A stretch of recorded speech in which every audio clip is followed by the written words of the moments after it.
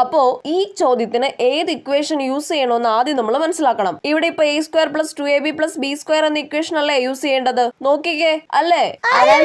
നീതുമോളെ, നിനക്കിപ്പൊ തുമ്മണമെന്ന് തോന്നും, പക്ഷെ നീ തുമ്മരുത്. നീ തുമ്മി തുടങ്ങിയ നിർത്താനേ പോണില്ല, പറഞ്ഞേക്കാം. അതുകൊണ്ട് തുമ്മൽ കടിച്ചു പിടിച്ച് നിക്ക്. അയ്യോ, ഞാനിപ്പോ തുമ്മും, ഉറപ്പാ. ഒരു തുമ്മലൊന്നും കുഴപ്പമില്ല, ഇനി തുമ്മാതിരുന്നാ മതിയായിരുന്നു. അപ്പൊ ഇവിടെ a = 5 ആണല്ലേ? അപ്പൊ ബിയോ? അയ്യോ, പിന്നെ തുമ്മാൻ മുട്ടുന്നു. തുമ്മരുത്.